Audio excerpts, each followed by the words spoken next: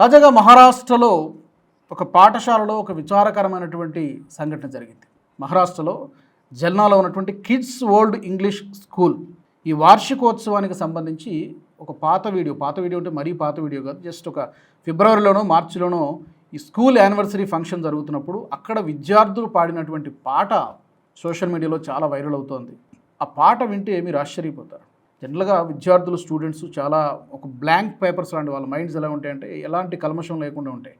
అలాంటి విద్యార్థుల మెదళ్ళలో కూడా ఉగ్రవాదాన్ని జొప్పించడం, లేకపోతే చిన్నపిల్లలకు కూడా మతోన్మాదాన్ని నూరుపోసేటువంటి విధంగా ఆ పాటని అక్కడ స్టేజ్ పైన ప్రదర్శించడం జరిగింది. ఇందుకు ఏంటి ఆ పాట అంటే కనుక 2025 ఫిబ్రవరిలో జరిగినటువంటిది. ఆ వీడియోలో చిన్నారులు ఒక బ్లాక్ డ్రెస్, ఆ వీడియో కూడా మీకు చూపిస్తాను స్క్రీన్ పైన. అందరూ కూడా ఆ పర్ఫామ్ చేస్తున్నటువంటి స్టూడెంట్స్ అందరూ కూడా నల్లటి వస్త్రాలు ధరించారు, బ్లాక్ డ్రెస్ వేసుకున్నారు. వాళ్ళందరూ కూడా వేషధారణ కూడా ఏదో ఉగ్రవాదుల్ని గుర్తుకు తెచ్చేటువంటి విధంగానే వాళ్ళ వేషధారణ అంతా ఉంది.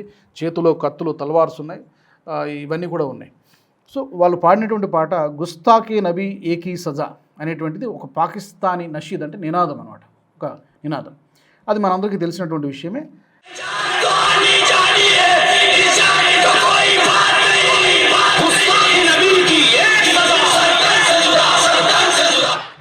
దాని యొక్క అర్థం ఏంటంటే ఒక ప్రవక్తను అవమానించినటువంటి వారికి ఒకే శిక్ష, అదే మరణం. దాని యొక్క అర్థం అది గుస్తాకి నబీకి ఏకీ సజా అనేటువంటిది నినాదాలు చేస్తూ ఆ పాట యొక్క సారాంశం, ఓవరాల్గా థీమ్ అది. దాన్ని అక్కడ పాడడము ఒక అభ్యంతరకరమైనటువంటి విషయం.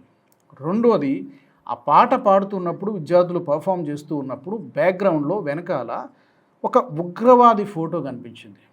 అతను ముంతాజ్ ఖాద్రీ అనేవాడు ఒక ఉగ్రవాది. ఆ ఉగ్రవాది ఫోటోని బ్యాక్గ్రౌండ్లో ఎందుకు పెట్టారు? చిన్నపిల్లల చేత, పాఠశాల విద్యార్థుల చేత ఈ పాటని ఎందుకు పాడించారు? ఈ రెండు కూడా చాలా అభ్యంతరకరమైనటువంటి విషయాలు. ఇది మహారాష్ట్రలో జరిగింది, జల్నా అనేటువంటి ప్రాంతంలో జరిగింది. దీనికి ప్రస్తుతం పోలీసులు విచారిస్తూ ఉన్నారు. ఎందుకంటే ఇది వెంటనే తెలియలేదు, కొద్ది రోజులు పోయిన తర్వాత తెలిసింది. తీరా ఆ స్కూల్ యొక్క యాజమాన్యాన్ని, మేనేజ్మెంట్ అడిగితే వాళ్ళు ఇస్తున్నటువంటి సమాధానం ఏంటంటే, సరే వాళ్ళ సమాధానం కంటే వెళ్ళే ముందు అసలు ఈ ముంతాజ్ ఖాద్రీ అంటే ఎవరు? ముంతాజ్ ఖాద్రీ అనేవాడు పాకిస్తాన్లో ఒక బాడీ గార్డ్, ఒక పోలీస్ కానిస్టేబుల్గా చేసినటువంటి వ్యక్తి. 2011లో పాకిస్తాన్ గవర్నర్ సల్మాన్ తజీర్ని కాల్చి చంపేశాడు ఇతను, ఈ ముంతాజ్ ఖాద్రీ అనేవాడు. కారణం ఏంటంటే పాకిస్తాన్లో బ్లాస్ఫమీ చట్టాలపైన విమర్శలు చేయడం. గవర్నర్ని కాల్చాం, గవర్నర్ ఒకరికి క్షమాభిక్ష పెట్టాడు, అది నచ్చలేదు, ఆ గవర్నర్ని ఇతను కాల్చి చంపేశాడు.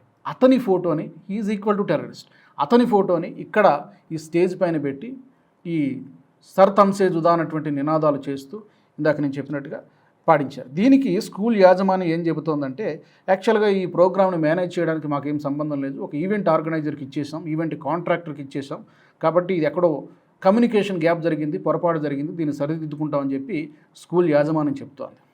కానీ ఈవెంట్ మేనేజర్ ఎవరు కూడా ఇలాంటి పాటల్ని ఎంకరేజ్ చేయరు. దేశ వ్యతిరేక భావజాలాన్ని పెంపొందించేలాగా, అది కూడా చిన్నపిల్లల చేత ఇలాంటి పాటలు పాడించడం ఏంటి, ఇలాంటి ప్రదర్శనలు చేయించడం ఏంటి? అంటే ఆ వయసు నుంచే కూడా ఈ ఉగ్రవాద భావజాలాన్ని లేదా వేర్పాటువాదాన్ని, ఈ రాడికలైజేషన్ని స్టూడెంట్స్ యొక్క మెదళ్లలో నింపుతూ ఉన్నారు. మనం మదర్సాల గురించి చాలాసార్లు మాట్లాడుకున్నాం. అన్నిట్లోనూ అదే జరుగుతుందా లేదన్నది వేరే చర్చ.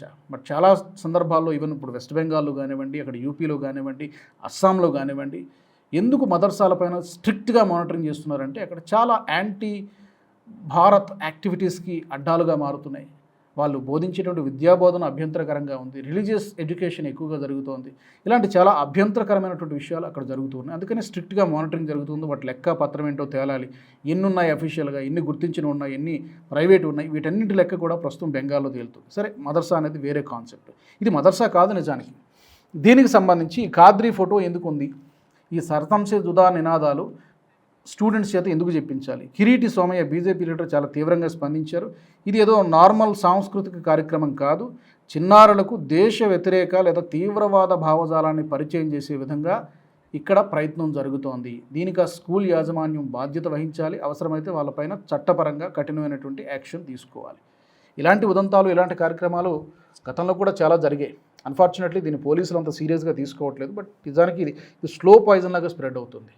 ఎక్కడ పడితే అక్కడ, even JNU Jawaharlal Nehru university కానివ్వండి, పాఠశాలల్లో ఏం జరగాలి, చక్కని విద్య బోధించాలి, పిల్లల్ని ఒక ఉత్తమ పౌరులుగా తీర్చిదిద్దాలి. కానీ ఇలాంటి దేశ వ్యతిరేక భావజాలాన్ని, ఉగ్రవాద భావజాలాన్ని పెంపొందించేలాగా, పాకిస్తాన్ అనుకూల నినాదాలు చేసేలాగా, వాళ్ళ వస్త్రధారణ చూడండి, మీకు అర్థమవుతుంది ఎంత అభ్యంతరకరంగా ఉంటుంది. కత్తులు పట్టుకొని వాళ్ళు ఇలాంటి నినాదాలు చేయడం ఏంటి?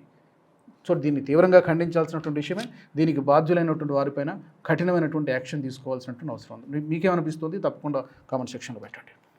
ఈ వీడియో మీకు నచ్చినట్టయితే లైక్ చేయండి, 10 మందికి షేర్ చేయండి. అలాగే కామెంట్ల రూపంలో మీ అభిప్రాయాలను మాతో పంచుకోండి. Nationalist hub group of channels ను సబ్స్క్రైబ్ చేసుకుని తెలుగునాట జాతీయవాద జర్నలిజాన్ని ప్రోత్సహించండి. ఈ వీడియో కింద ఉన్న బెల్ ఐకాన్ పై క్లిక్ చేయడం మర్చిపోవద్దు.